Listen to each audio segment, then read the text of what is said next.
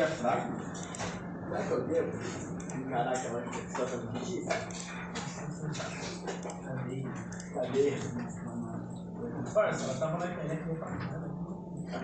Senhores, dando continuidade aos nossos estudos, ficou bem online agora, né? Ô Gatos, esse daqui é o carrinho atualizado que eu passei para vocês há um tempo atrás. Uma das partes que eu considero mais complexa, eu já falei isso anteriormente, é a parte do alterar.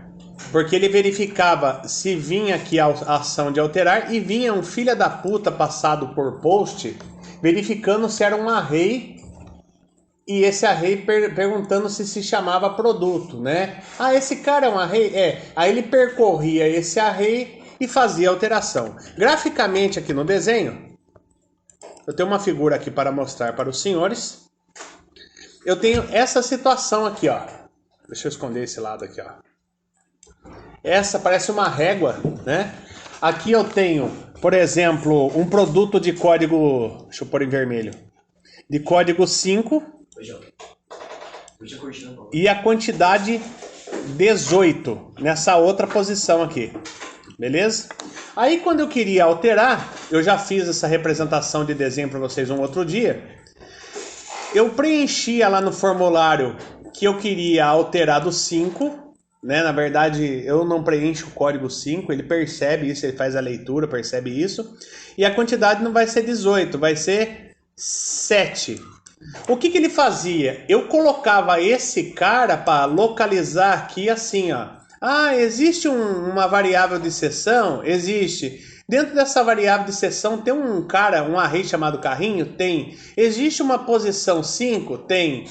Quanto que tem aí? 18. Opa, agora vai passar a valer 7.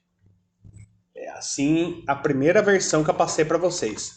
Mas talvez, né, nessa forma de desenvolvimento não tenha agradado um ao outro aí, porque se a gente olhar o código aqui, ó, no formulário, não é que está errado e também não é feio, é até muito elegante. Muitos autores, o Thomas, por exemplo, tem usado muito desse raciocínio aqui, que é um próximo... Tá gravando aqui, viu? Que é o próximo raciocínio da gente aí. O prod, eu tô passando a posição I. Então eu tô passando o array e tô passando o código do produto, tá? Quando eu clico aqui, dá um enter para um enter não. Quando eu clico no botão atualizar, o que acontece? Ele se aproxima aqui e faz essa alteração. Uma outra forma de se resolver, mas talvez fique um pouco mais extensa, é acabar com essa ideia de array, que nem tem aqui do lado esquerdo esse array, ó, e fazer duas variáveis porcarias, dois parâmetros, o id que altera e uma quantidade que altera. Mas por que eu falei porcaria? Vocês estão vendo algum cifrão aqui na frente, ó? Não, né? Se não é cifrão, não é variável, é parâmetro do formulário. No formulário, eu tenho esse parâmetro aqui, ó. Tá gravando o áudio aqui e a tela, sua imersão. Dá uma olhada nesse cara aqui, ó. Eu tô fazendo... O que é um hidden? É quando eu quero passar o valor de forma oculta, né? Não aparece lá. Eu tenho aqui um parâmetro chamado id altera e eu tenho o valor. Esse valor aqui é o código de quem eu quero alterar. E aqui é aquele porcaria daquele campinho que digita a quantidade. Então, por exemplo, é a quantidade que eu quero alterar, é um parâmetro. E qual que é a quantidade que eu quero alterar? Vai ser a quantidade que eu estou passando ali. Então veja, graficamente, como é que fica esse desenho. Ó, eu elimino essa ideia aqui e passo a usar duas simples variáveis, ó. E aí, lá em cima, quando eu clico no botão atualizar, ele vai verificar aqui se a ação foi de up, de alteração.